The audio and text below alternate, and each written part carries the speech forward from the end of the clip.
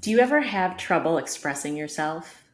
Feeling like the person that you're struggling with doesn't really hear you or see you? Do you ever feel like you're alone while you're with someone? Energies are felt deeply. The disconnection, the dissatisfaction. Why does it seem so hard to get on the same page? Today, we're talking about a useful tool to help you, first and foremost, truly see and understand yourself. And second, have the ability to express it with clarity. This framework is called radical authenticity. Welcome to the Ari and Samantha Show. I'm Samantha Berke, registered nurse, entrepreneur, and coach, and I'm here with my co-host, Dr. Ari Graff, clinical psychologist, men's transformational coach, and we've been the good girl and the nice guy, passively letting our lives drag us along. Now we're committed to living our lives consciously, taking radical responsibility for ourselves and our relationships, and always growing and expanding. All right. So can you explain to me what radical authenticity is? How is that different than just being honest with somebody? Why do we have a newfangled term for it? So, radical authenticity is an actual framework that kind of gives you some structure, because I know there have been times where I get really caught up personally between what I'm feeling, what I'm noticing.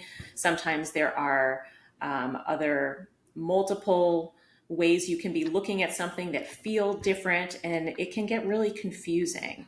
So, to have a framework to use and to practice really helps when you're communicating your truth to someone, and helps you even with your own clarity. Sometimes I practice this just with myself without actually communicating it to people, just to get really clear about what my understanding of my experience is. And the framework is: I notice, I feel, and I imagine. Those are kind of Okay. like the basics.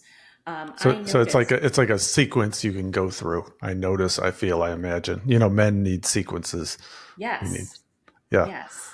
So the I notice can be multiple things. It could be in the context of a text message. So instead of I notice, it could be when I read this, right? You're noticing that. You're noticing what you read. When I read this, when I saw you doing this, when I heard you saying this, you're just bringing attention to the external circumstance that you noticed. Okay. So it's something outside of you. Correct. Okay. Okay. It's not noticing something internal. Yeah, no, not yet. This is Not like yet. what Okay. you're I'm getting ahead of noticing. myself. Yeah, no. Yes. So you're noticing something in your external circumstance, whether it's something that you heard someone say, maybe it was their tone of voice, maybe it was actual words that they said, maybe it was something, an action you saw them do, or maybe it was something in a text message they sent to you or an email. And so when you read that, that's what you noticed. Okay. The next piece is I felt.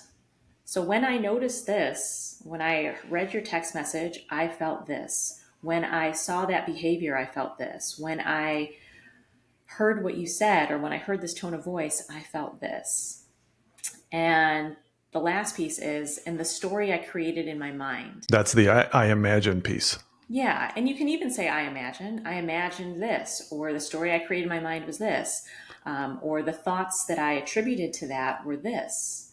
And from this framework, you are not blaming anybody of anything.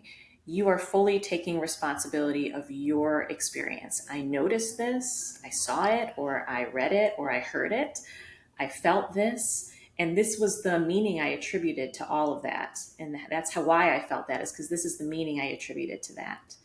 And so you are taking full ownership, and you're not putting it on the other person. So it's a lot easier for the other person to receive that and to listen to it without jumping in to correct. Because you're owning your interpretation and you're not viewing your interpretation as the reality. Correct. It's just your Well, experience. I mean, you could, but if at the very end of that whole framework you say, tell me what you feel about that, or how do you receive that? Was that true for you? Because then maybe the person on the other end, maybe that's an opportunity for them to recognize something within themselves. Like maybe they could be like, oh, yeah, you know what? I was just trying to be nice. Actually, this is the truth, right? Or Hmm. you're giving them an opportunity to also be authentic and to look within themselves and to see if maybe there was some inauthenticity there, or you're giving them the opportunity to like own up to whatever it is that your story was. Or on the other side, you're giving them the opportunity to just hold space for you and validate your experience, that you created that whole experience for yourself. Thank you for sharing that. How can I help you with your feelings of whatever it was? And do you mind if I share with you? This is what it meant for me. It had nothing to do with that. I'm so sorry that you received it that way. Yeah. You know? So there's a few things I'm noticing about this approach. It's responding, not reacting. It's a framework for how to respond as opposed to react, which is what we do most of the time. Yes. There's a there's a mindfulness about the other person and about our own experience, and with that is a curiosity that's evolved, a curiosity about their experience and your own. And there's an appreciation and a gratitude, I think, that's in there, that you know, you're grateful for this opportunity to share your own experience with the other person. Mm. Am I Yeah. getting it right? I mean, yeah, I would say so. Absolutely. I know that's what how I would want to be received. If I'm sharing the truth of my heart, I want someone to feel grateful that I'm doing that, and that is just going to make me continue to do that and feel safe around this person. That hey, we have this type of connection where I can be totally myself. I can share anything with them, and it's safe. Not only is it safe, but they actually appreciate it. And we could do this for each other back and forth. It's also an opportunity for yourself because we can, I know I say we, but I mean me, I mean, we think 90,000 thoughts a day, maybe even more. And if we are constantly suppressing and suppressing and suppressing and not expressing any of it, it builds up and it builds and it builds and it builds. And so the more free flowing you can be, and as things are arising, having a safe place to express it, you have this like clear channel, this clear vessel where you're not stuck in your nervous system responses. And so it creates a lot of clarity and a lot of understanding and a lot of trust. Hmm. And a lot of energy, I'm hearing. A lot of But it energy. What do you mean by that? well that well does this fit that it takes more energy to conceal and hold back, and when you can actually be authentic, there's more of like a clear uh, energy channel that you're dealing with. Does that make Yeah, sense?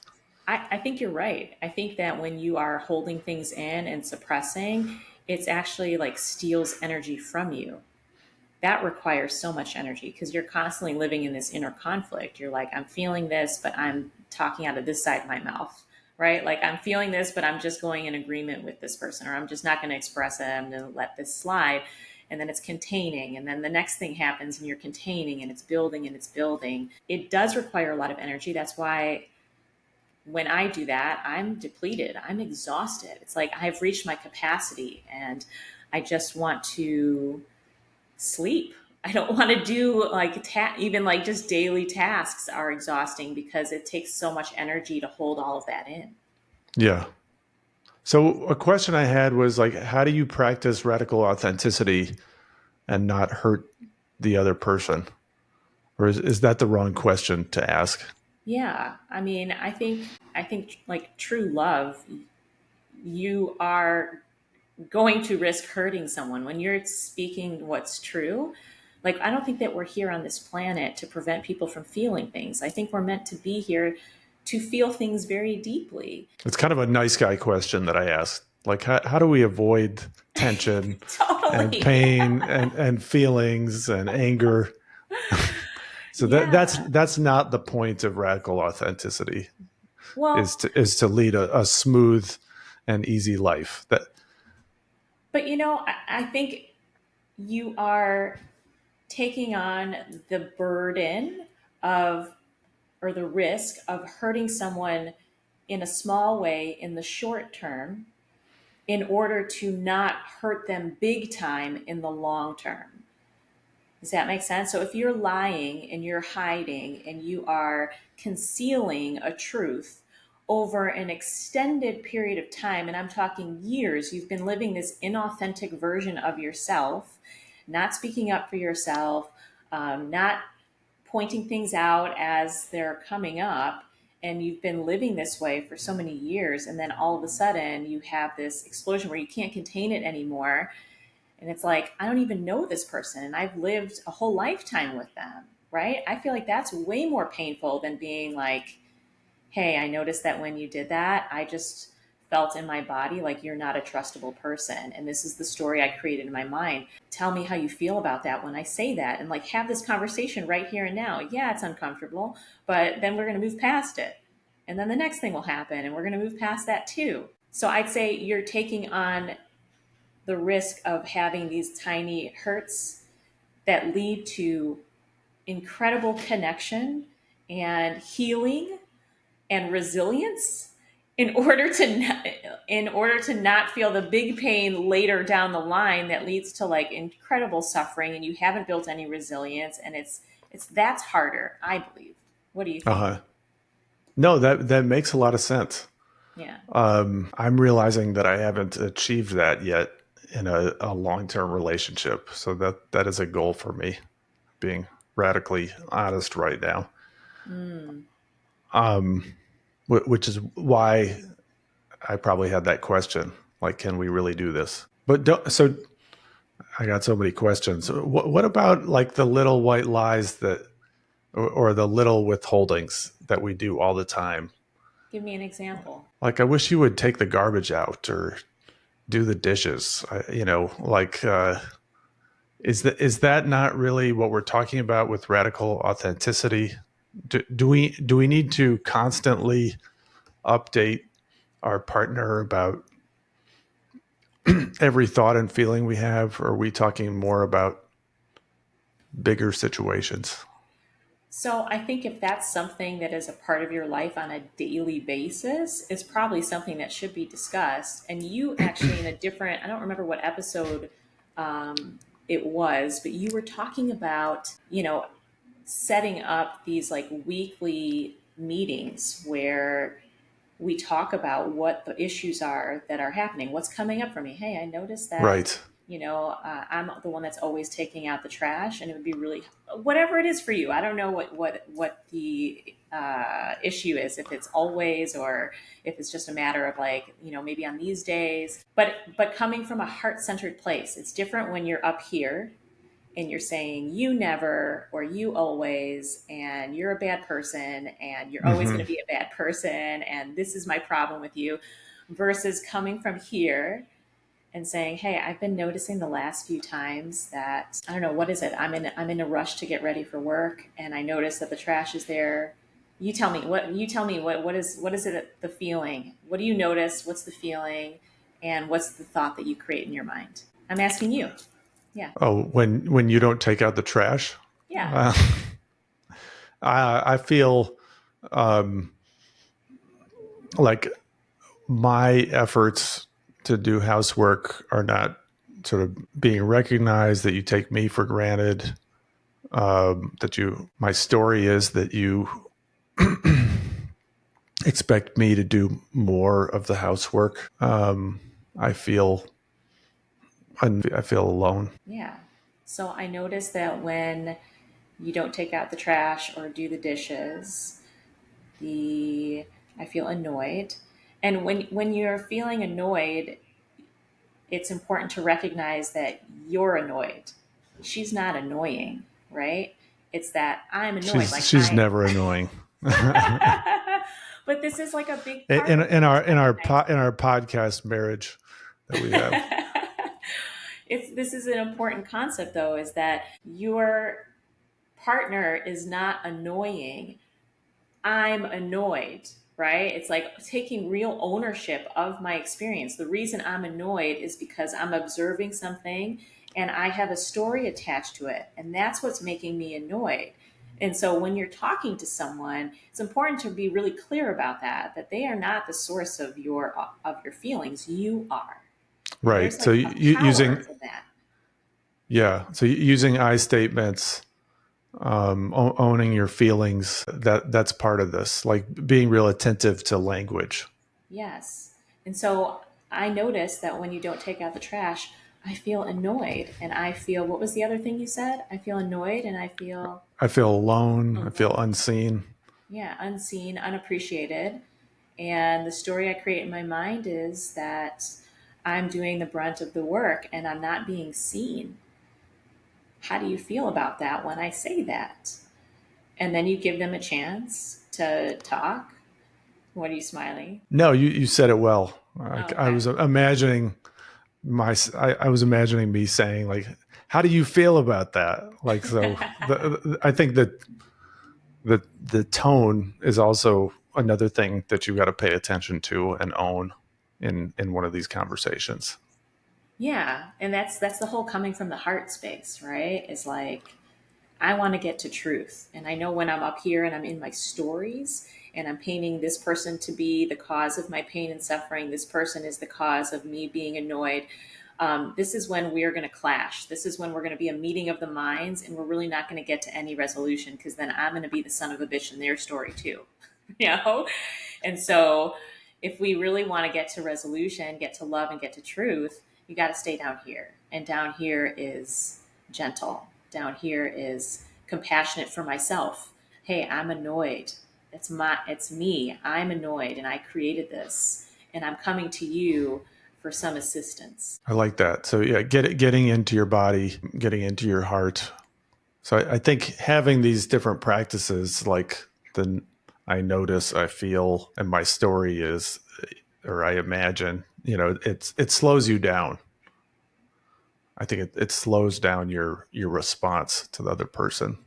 So it makes it less likely that you'll react. Yeah, I mean, think about it when you just are noticing, feeling, thinking, and feeling without actually being the observer of it. You just go right in, right? There's no thought. There is thought, but you're not conscious and aware of it. But taking a moment to really pause and like see what's going on. Okay, what did I notice? Yeah, what did that feel like for me? And what's the story I create in my mind? And that gives you enough space to really kind of calm yourself down before you present it. And if you were doing the other practice that you shared so brilliantly about, like, hey, I'm feeling connection in our relationship and I really want to take the lead on this. I want to build connection with you. Let's have a talk every Tuesday or whatever the day is. Every Tuesday night, we're going to get together and talk about our relationship and talk about what's going on. And I want to build this connection.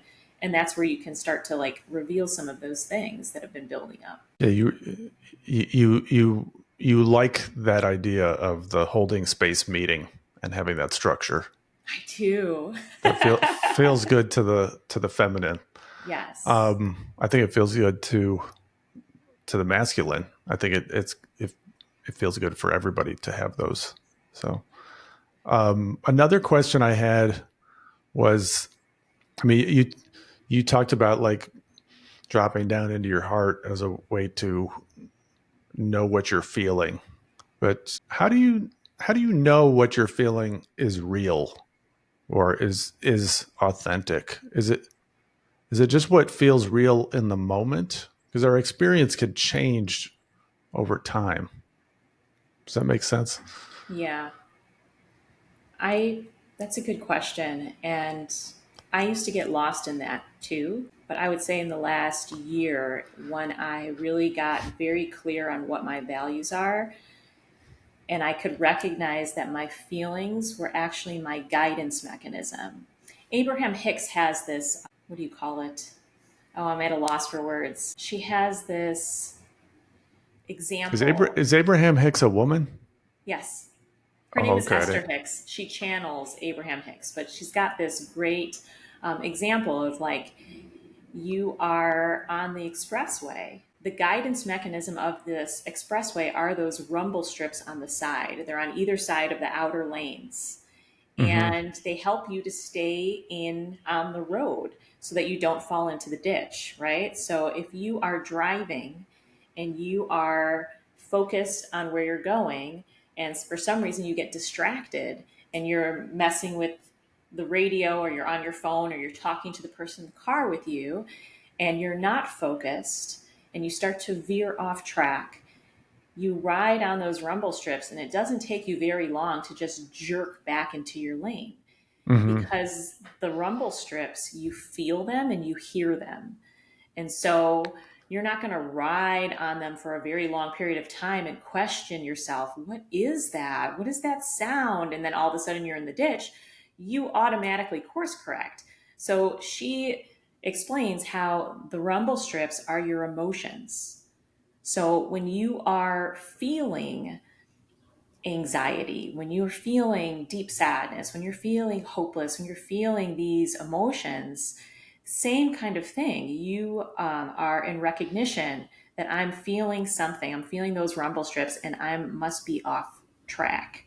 So it's guiding you, or it's guiding you to being on track, right? If you are feeling joy, if you're feeling excitement, if you're feeling freedom.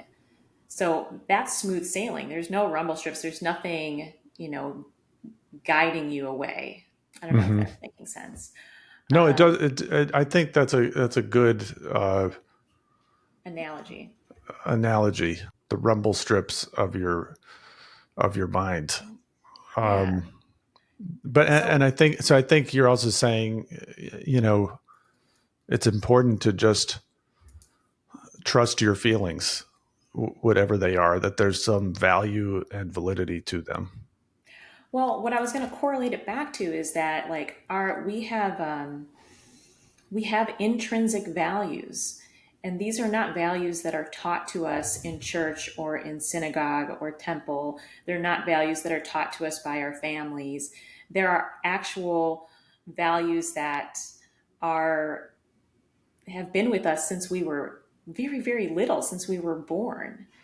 And our feelings are that guide us towards our values. So I know when someone is not being trustable, I feel that in my body, and I trust that. When I notice that I'm not being authentic, if I'm saying things that I don't really mean, I feel that in my body. Yeah, If I'm not being transparent with something, I'm withholding something that I think is important, and I'm afraid, I feel that intensely in my body. So this last year has been a lot of like refining and really getting clear about what my values are and using my emotions to get me there. And I've done a lot of meditations and exercises to get the clarity. And now, in real time, as experiences happen and I'm interacting with people, I will in on dates or wherever I am, I'll close my eyes and feel what I'm feeling and trust that. Trust it. so can you give an example of when you've used radical authenticity then? Yeah.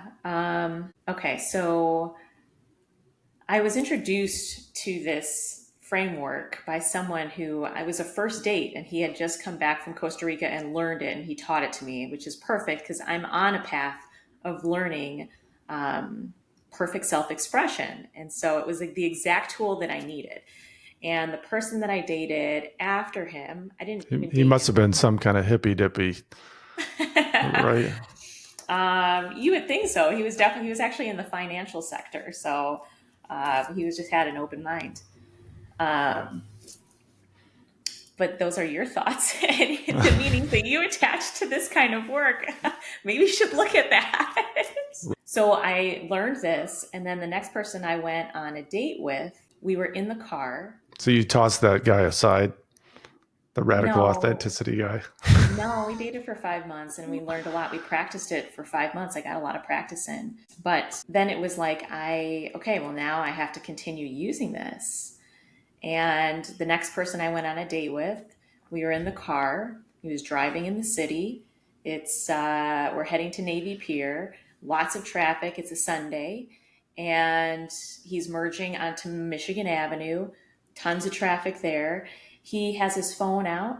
He's monitoring some stats on his phone. He's got a clip that's attached to like touching his skin, and it's monitoring different health measurements.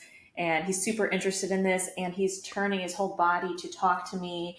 And I'm feeling so unsafe. There's tons of pedestrians. It's stop and go traffic. He's not really paying attention to where he's going. Hmm. And this is a first date. So, like, my inclination, my natural nice girl response is to just smile and feel uncomfortable. I And see. he ends up going through the yellow light, and then we get stuck in the middle of the intersection because then all the pedestrians start walking as we're trying to turn.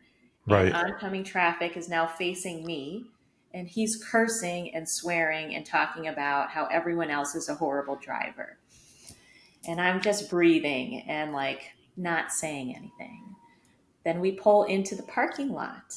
And in the parking lot, he asked me about my beliefs around what happens when you die. And I start to share what my beliefs are. And he quickly cut me off and said, no, and then goes on to share what he believes. And then I felt again, I felt dismissed. I felt like he didn't even care what I had to say, and he didn't really even listen to me. I felt all of this in my body. I felt unsafe. I Hmm. felt dismissed. I felt like my expression wasn't appreciated or even heard.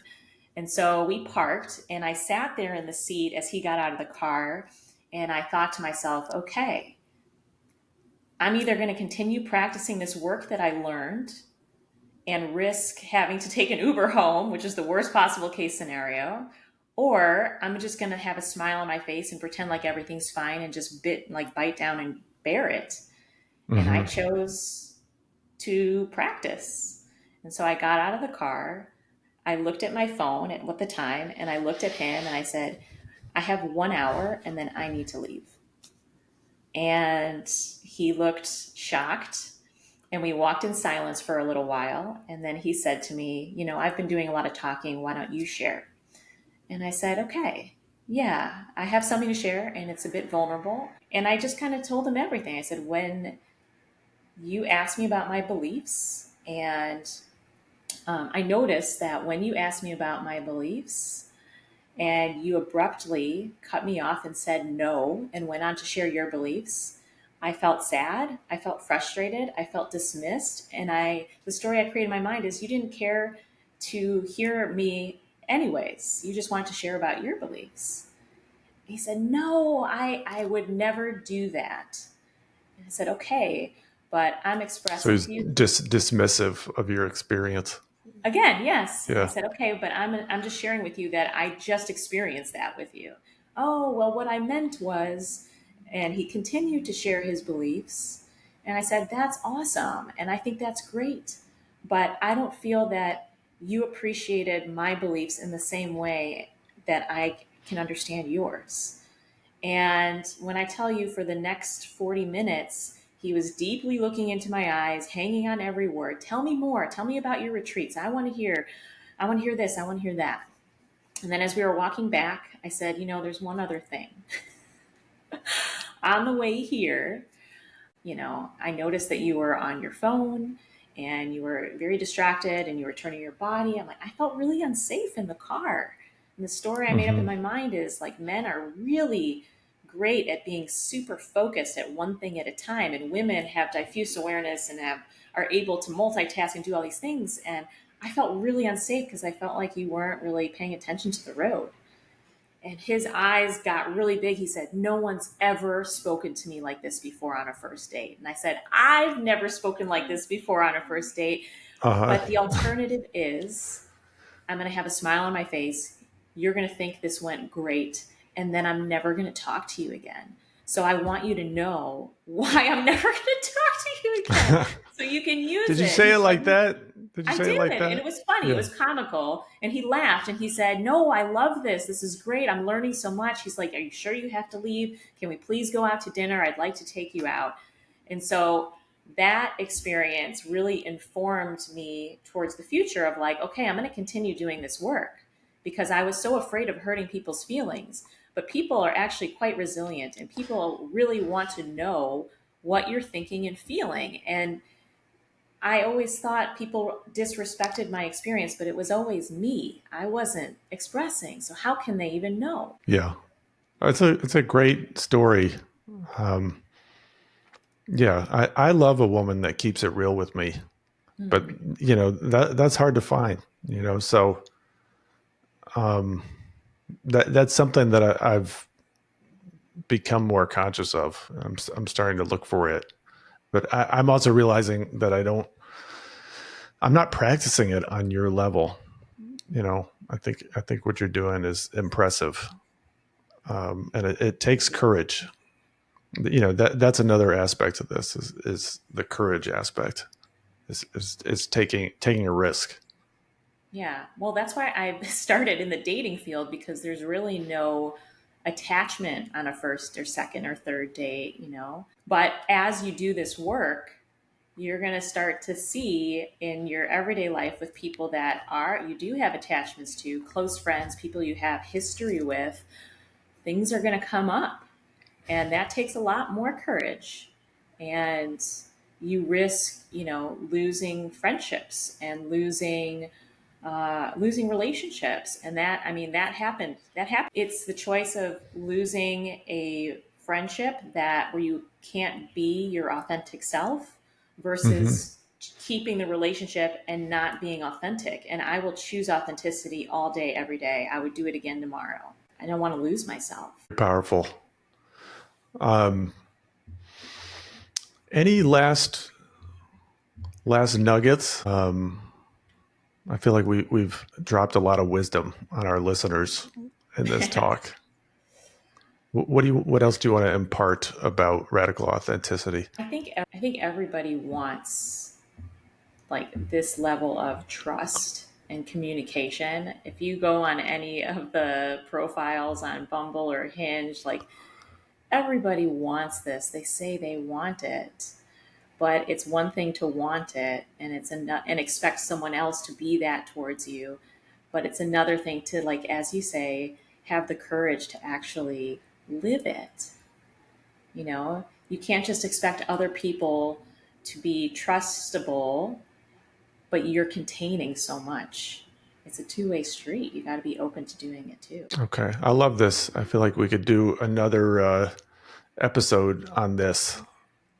So thanks again for being part of the Ari and Samantha show. If you're watching this on YouTube, remember to like and subscribe. This helps us reach out to more men and women. If you're listening to us on your favorite podcast platform, make sure you subscribe there as well. If you like this episode, check out the last episode or last two on holding space. They really go well together. And check us out next time. Thanks.